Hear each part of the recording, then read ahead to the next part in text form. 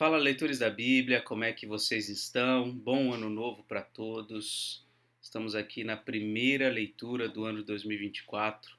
Não era o nosso plano chegar até aqui, nosso plano era terminar a leitura em 2023, mas como a gente fez aqueles ajustes, então nós temos ainda alguns dias pela frente aí para concluir o nosso cronograma. Inclusive, eu vim aqui no topo da minha tabela e coloquei plano de leitura bíblica 2023 e 2024, né? Porque agora realmente adentramos o ano de 2024. Bom, esse vídeo vai para o YouTube no dia 3 de janeiro. E a gente continua aqui com a leitura de Isaías, capítulos 19 e 20. E vamos hoje começar a leitura da carta aos Hebreus. Aqui em Isaías 19, nós temos a continuação daquele bloco de sentenças contra diversas nações. Então, Deus aqui, através do profeta Isaías, já proferiu sentença contra o próprio Israel, Judá, mas também contra a Síria, etc, etc. E agora a gente vai ler a sentença contra o Egito. Vamos então à leitura. Sentença contra o Egito. Eis que o Senhor, cavalgando uma nuvem ligeira, vai indo para o Egito. Interessante, né, que uma das coisas pelas quais o Egito é conhecido no mundo bíblico, né, são os cavalos egípcios, tanto que há uma lei específica para que o povo de Israel não acumulasse cavalos, porque cavalos eram um símbolo do poder egípcio. E Deus não precisaria de cavalos para vencer nenhuma batalha, né? Inclusive ele fala várias vezes para o povo não buscar refúgio no Egito, porque o Senhor era o seu refúgio. Inclusive tem um salmo que diz, né, o cavalo não garante a vitória. Então, aqui essa frase é muito interessante dentro desse contexto, né? Eis que o Senhor, cavalgando uma nuvem ligeira, vai indo para o Egito. Então, ele está ensinando uma nuvem, né, indo na direção do Egito. Os ídolos do Egito estremecerão diante dele e o coração dos egípcios se derreterá dentro deles. Porque farei com que egípcios se levantem contra egípcios, e cada um lutará contra o seu irmão, e cada um contra o seu próximo, cidade contra cidade, reino contra reino. O espírito dos egípcios irá esmorecer dentro deles, e eu farei com que os planos deles fracassem. Eles consultarão os seus ídolos, encantadores, médiuns e feiticeiros. Entregarei os egípcios nas mãos de um senhor cruel, e um rei feroz os dominará, diz o Senhor dos exércitos. As águas do mar baixarão e o rio Nilo se tornará seco e árido. Os canais exalarão mau cheiro e os braços do Nilo diminuirão até secar. As canas e os juncos murcharão.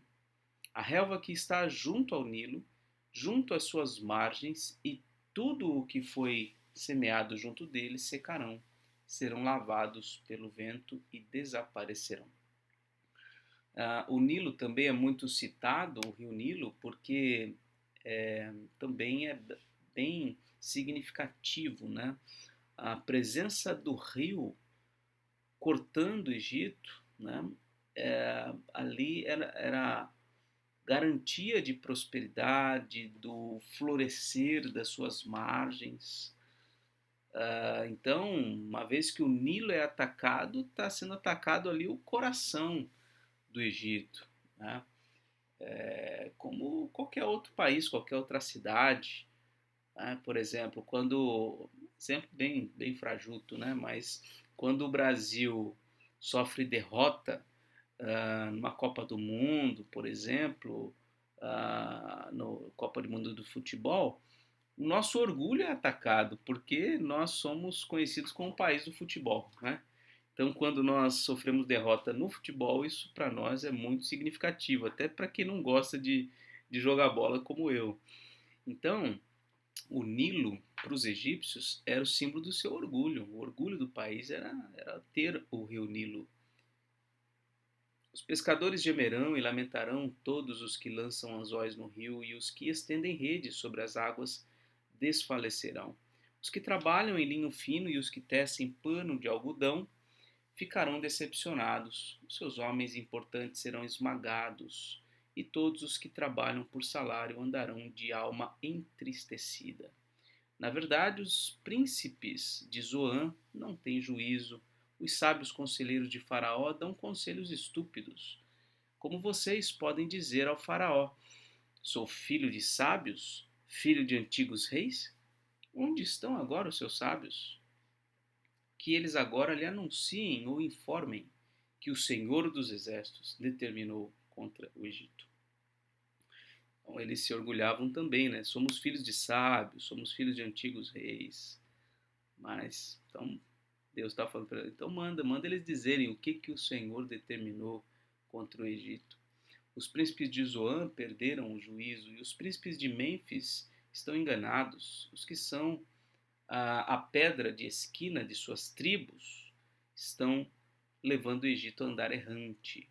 Pedra de esquina é o principal, né? No caso aqui, nesse contexto, é aquela pedra que dá a sustentação, que dá o equilíbrio, que dá ali todo o prumo para um edifício, né? Então, estes que servem, que têm esse papel tão importante nas tribos ali do Egito, eles têm levado o Egito a andar errante. O Senhor derramou no coração deles um espírito de confusão. Eles fizeram o Egito andar errante em toda a sua obra, como o bêbado quando escorrega no seu próprio vômito. Para o Egito não há obra alguma que possa ser feita pela cabeça ou cauda, pela palma ou junco. Naquele dia, os egípcios serão como mulheres, ficarão tremendo de medo quando se levantar a mão do Senhor dos Exércitos, que ele agitará contra eles. A terra de Judá será um espanto para o Egito. Todo aquele que dela se lembrar ficará apavorado por causa da decisão que o Senhor dos Exércitos tomou contra eles. Naquele dia, haverá 5 cidades na terra do Egito que falarão a língua de Canaã e farão juramento ao Senhor dos Exércitos. Uma delas se chamará Cidade do Sol. Então, olha só que interessante nessa profecia, voltando aqui à expressão, né? Naquele dia, vai ter um pessoal lá que vai falar a língua de Canaã, ou seja, eles vão ter afinidade com o povo de Deus, eles vão ter algum conhecimento a respeito de Deus e farão juramento ao Senhor dos Exércitos. Eles vão se converter ao Senhor. Naquele dia, versículo 19, o Senhor terá um altar no meio do Egito e na fronteira do país será levantada uma coluna em honra do Senhor. Servirá de sinal de testemunho ao Senhor dos Exércitos na terra do Egito. Quando eles clamarem ao Senhor por causa dos opressores, ele lhes enviará um Salvador e defensor que os há de livrar. O Senhor se dará a conhecer ao Egito e os egípcios conhecerão o Senhor naquele dia. Olha que bonito isso daqui, né? Quer dizer, o propósito de Deus não é só a salvação do povo de Israel. Nunca foi. Nunca foi. Salvação só dos legítimos herdeiros genéticos de Abraão. O propósito de Deus é alcançar gente de todos os povos. Toda a terra é do Senhor. Eles o adorarão com sacrifícios e ofertas de cereais e farão votos ao Senhor e os cumprirão. O Senhor ferirá os egípcios, ele os ferirá, mas depois os curará. Eles se converterão ao Senhor e ele lhes atenderá às orações e os curará. Ou seja, Deus vai ter um relacionamento de senhor e servo, de pai para filho com os egípcios. Naquele dia haverá uma estrada do Egito até a Síria. Os assírios irão ao Egito e os egípcios irão à Síria. E os egípcios adorarão com os assírios. Olha que expressão maravilhosa. Provavelmente isso aqui é uma profecia para quando Jesus voltar mesmo, para quando for estabelecido o novo céu e a nova terra, algo nesse sentido, né? Porque há tantos conflitos entre os povos, Dificilmente a gente consegue imaginar algo assim, a não ser, obviamente, dentro do contexto da igreja cristã, porque os que são convertidos a Cristo, de qualquer nação, eles têm uma relação pacífica, né, ou pelo menos mais pacífica entre eles, né? Então, essa é a experiência que muitos missionários contam, de chegar num país distante, lá encontrar cristãos e vê-los caminhando junto, adorando junto, num culto, é, por exemplo, num campo missionário, inóspito, você vai ter ali gente árabe com americanos, com chineses, ali adorando ao Senhor junto. Talvez seja uma profecia relacionada a essa realidade presente. Em Cristo nós somos um. Não há mais barreiras de separação, como diz lá no Novo Testamento. Naquele dia, Israel será o terceiro com os egípcios e os assírios, uma bênção no meio da terra. O Senhor dos Exércitos os abençoará, dizendo: Bendito seja o Egito, meu povo. Bendito seja a Assíria, obra das minhas mãos. Bendito seja Israel, minha herança. Gente, que palavras maravilhosas, né? A profundidade do que está escrito aqui, desse versículo 16 em diante aqui, até o final, é muito, muito, muito interessante. Esse é o objetivo das missões, atrair povos ao Senhor. Salmo 96, cantai ao Senhor um cântico novo, cantai ao Senhor todas as terras, cantai ao Senhor, bendizei o seu nome, proclamai a sua salvação dia após dia, anunciai entre as nações as suas obras, e entre todos os povos as suas maravilhas, porque grande é o Senhor e muito digno de ser louvado. Tributai, ó povos, adorai ao Senhor, enfim, tem várias expressões dizendo, né, que todos os povos são convocados a adorar o Senhor, até os brasileiros já entraram nessa, muitos, graças a Deus, né? Quantos anos já o Evangelho não tem sido pregado, anunciado livremente na nossa nação. Louvado seja Deus por isso. Capítulo 20. No ano em que Tartã, enviado por Sargão, rei da Assíria, veio a Asdod, atacou a cidade e a conquistou. Nesse mesmo tempo, o Senhor falou por meio de Isaías, filho de Amós, dizendo: Solte de seus lombos a roupa de pano grosseiro e tire as sandálias dos pés. Isaías fez isso, passando a andar despido e descalço. Então aqui, essa é a profecia do cativeiro dos egípcios e dos etíopes. Então aqui certamente Deus está anunciando então que os egípcios e os etíopes serão levados para o cativeiro, enviados por Sargão, rei da Síria. A Etiópia é também um país africano, norte-africano, assim como o Egito. É um país no norte do continente africano. E aí Deus fala para o profeta tirar a roupa de pano grosseiro, tirar as sandálias dos pés, e ele começa a andar sem roupa e descalço. Sem roupa, não totalmente sem roupa, mas sem a roupa, talvez a roupa mais grossa de cima, e descalço. Então o Senhor disse: Assim como meu servo Isaías andou 3 anos despido e descalço, como sinal e prenúncio contra o Egito e contra a Etiópia. Olha só. Ele, em Judá, andava despido e descalço como um sinal e prenúncio contra o Egito e a Etiópia. Assim o rei da Assíria levará os presos do Egito e os exilados da Etiópia, tanto moços como velhos, despidos e descalços, e com as nádegas descobertas. Essa era também uma forma de humilhação terrível para a vergonha do Egito. Então os israelitas ficaram apavorados e envergonhados por causa dos etíopes, sua esperança, e dos egípcios, sua glória. Olha só, os israelitas naquele tempo, eles ficariam apavorados, né, e envergonhados por causa dos etíopes. Os israelitas viam na Etiópia a sua esperança. E os israelitas viam nos egípcios a sua glória. Olha só. Por isso eles ficariam apavorados e envergonhados para ver o que Deus poderia fazer com eles. Os moradores desta região dirão naquele dia: vejam o que aconteceu com aqueles em quem esperávamos e a quem recorremos para nos livrar do rei da Síria. E agora, como nós vamos escapar? Gente, faz uma aplicação aí para o nosso contexto brasileiro, hein? Político.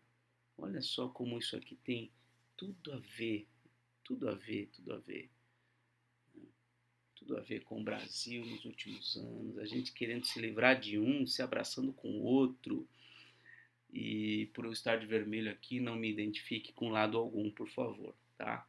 Eu tô aqui com a camiseta que o Aiston fez para mim, sola escritura, tá vendo? Sola escritura. Não tenho nenhum compromisso com partido nenhum, né? Mas é isso, né? Deus vai envergonhar envergonha aqueles em quem nós, entre aspas, depositamos a nossa confiança para mostrar para nós que a gente não pode confiar nele nem em nenhum outro, né? Nossa confiança tem que estar no Senhor apenas. Muito bem, agora vamos a Hebreus. Hebreus capítulo 1. Irmãos, a carta aos Hebreus é a única carta de todo o Novo Testamento que nós não sabemos com precisão, com exatidão, quem é o seu autor. Então, não dá para a gente dizer que é carta de Paulo, ou carta de Pedro, ou carta de João. Tem muitos que defendem a autoria do apóstolo Paulo, mas não é uma informação precisa, exata e confiável. Então, a igreja cristã, já por séculos, tem mantido a carta aos Hebreus como uma carta de autor anônimo mesmo, certo? Mas é um autor que escreve a quem? Aos Hebreus. Quem são os hebreus? Os israelitas, os judeus. É uma carta escrita por alguém que conhece muito o Antigo Testamento, conhece todos os rituais, o sacerdócio levítico, conhece tudo, como a gente vai ver aqui na leitura. Conhece muito, muito, muito do Antigo Testamento, da vida do povo de Deus no Antigo Testamento, né? E ele está escrevendo para os israelitas que se converteram a Jesus e que por diversas razões estavam tendendo a retornar para as coisas antigas, para os rituais, para as leis, para a busca pelo sacerdócio levítico e assim por diante, né? Uma das coisas que mais afetou a igreja cristã no primeiro século foram os judaizantes, que eram israelitas que anunciavam que não bastava ser cristão para ser salvo, não bastava confiar em Jesus. Tinha que ser circuncidado, tinha que fazer os sacrifícios, tinha que isso, tinha que aquilo. Então, essa carta aos Hebreus é uma carta que motiva os cristãos hebreus, ou cristãos israelitas, judeus, a perseverarem na fé em Cristo. Então, o tema geral aqui é perseverança. Perseverança. O tempo todo aqui nós teremos argumentações para mostrar, olha, Cristo é superior ao sacerdócio levítico. Cristo é superior à lei mosaica. Cristo é superior às alianças, a tudo que foi feito no passado. Ele é superior. Então, perseverem nele. Se desembaraçem de tudo que amarra vocês e olhem firmemente para Cristo Jesus. Esse é o tema geral da carta aos Hebreus. Se você ler nessa perspectiva, você vai entender a mensagem da carta. Uma carta que tem 13 capítulos, tá? E a gente vai ver os mais conhecidos são os capítulos 11 e talvez ali o 12, o começo, né?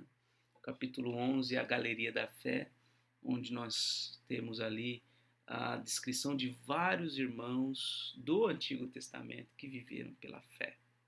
Tá? Então é isso. Carta aos Hebreus, uma carta encorajando os cristãos israelitas a perseverarem em Cristo e não voltar aos rituais, a toda aquela herança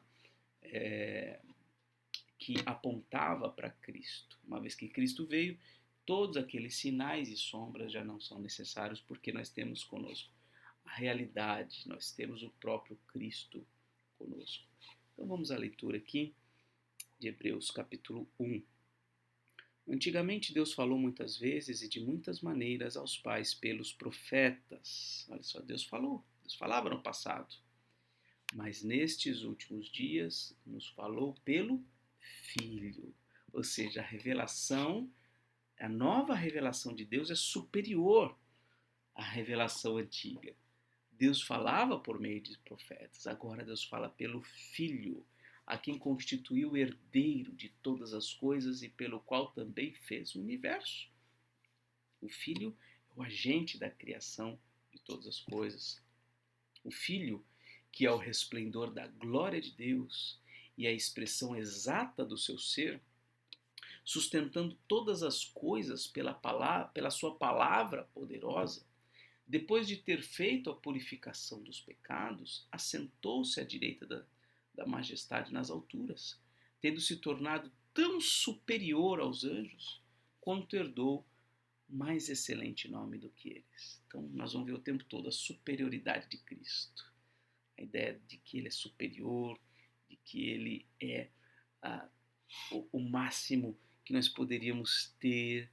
Ele é a expressão máxima do amor de Deus por nós, da revelação de Deus por nós. Então a gente não deve se apegar a anjos, se apegar a ritos, se apegar a estruturas diversas. Não, Cristo é tudo que nós precisamos. Pois a qual dos anjos Deus em algum momento disse: você é meu filho, eu hoje te gerei? E outra vez: eu lhe serei pai e ele me será filho. A que anjo Deus falou isso? Deus não falou a anjo nenhum, mas Deus falou a Cristo, seu filho.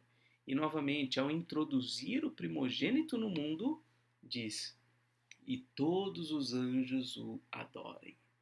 Então é possível que muitos israelitas estavam tentados a voltar, a buscar a doutrina dos anjos, ao cuidado dos anjos. E aqui o autor está falando, não, os anjos eles não são superiores a Cristo. Vocês conhecem aquele que é superior a Cristo. Ainda aquele que é superior aos anjos, perdão. Ainda quanto aos anjos, diz: aquele que a seus anjos faz ventos e a seus ministros labareda de fogo. Mas a respeito do Filho, ele diz: o teu trono, ó Deus, é para todo sempre. A respeito do Filho, o teu trono, ó Deus, é para todo sempre. Cetro de justiça é o cetro do seu reino. Amaste a justiça e odiaste a iniquidade. Por isso Deus, o teu Deus, te ungiu com o óleo da alegria, como a nenhum dos teus companheiros. Então ele foi ungido de modo especial. Ele é o Cristo. Cristo é a palavra grega correspondente a Messias, que é a palavra hebraica correspondente à ideia de ungido. Então, o Messias é um ungido, o Cristo é o ungido. E ele, aqui o Cristo, o Filho, foi ungido com óleo da alegria como a nenhum outro. Nenhum outro tem essa unção que Cristo tem. Diz ainda: no princípio, Senhor, lançaste os fundamentos da terra, e os céus são obra das tuas mãos.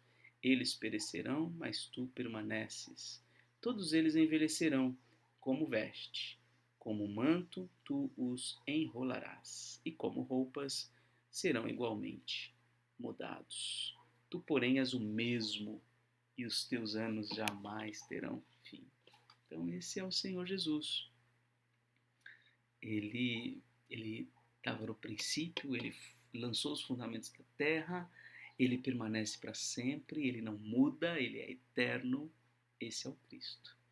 Ora, A qual dos anjos Deus em algum momento disse: sente-se à minha direita, até que eu ponha os seus inimigos por estrado dos seus pés? Não disse isso para ninguém, disse para o filho: vem, senta à minha direita.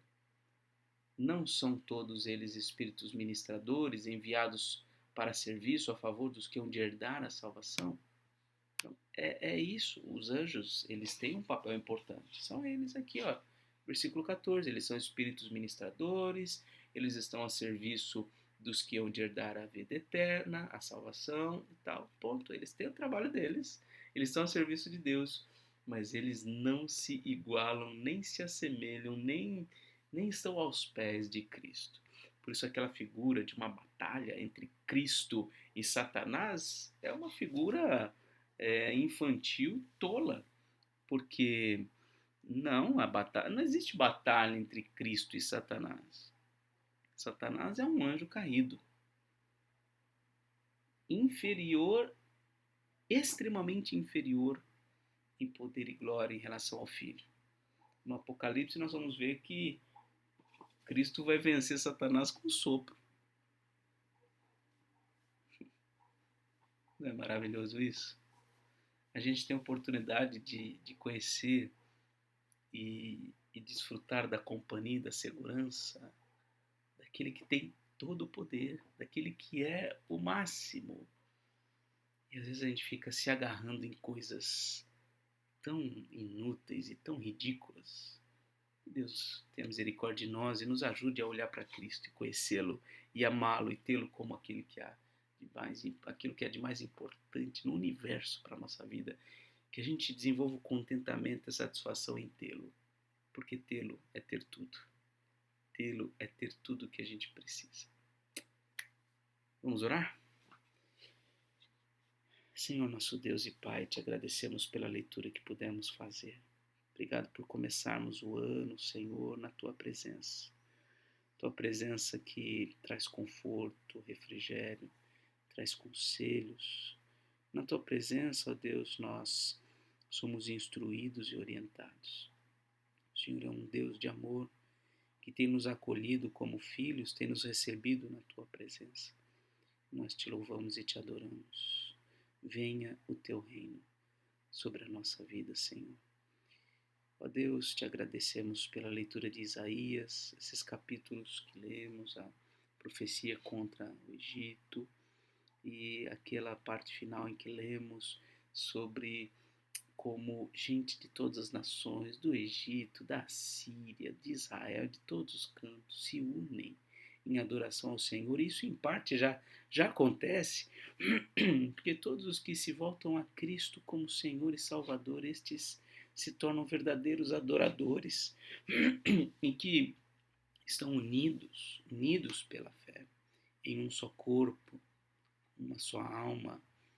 Essa profecia em parte já vemos cumprida, mas certamente aguardamos aquele dia quando o Senhor implementará o seu reino definitivamente no novo céu e na nova terra. E a Deus também te agradecemos pelo início da leitura da carta aos Hebreus, uma carta tão rica, tão importante, para a gente consolidar nossa fé e o nosso amor por Cristo Jesus. Firma os nossos passos, firma a nossa vida em Cristo Jesus. E nos ajuda a desviar nosso olhar de tudo que está à nossa volta, de tudo que parece importante. Nada é importante diante de Cristo Jesus, nosso Senhor e Salvador. Ele é quem merece toda a nossa adoração. O Senhor, nosso Deus, Pai, Filho e Espírito Santo, digno de toda a nossa adoração. Te agradecemos, Pai, por iniciarmos o ano lendo a Tua palavra, meditando nas Escrituras. Dá-nos um ano abençoado, Senhor. Ajuda-nos a concluir essa jornada, tendo crescido na graça e no conhecimento do Senhor e da Sua palavra. Assim oramos em nome de Jesus. Amém. Muito bem, essa foi a leitura de hoje. Que Deus te abençoe. Um forte abraço e até mais, se Deus quiser.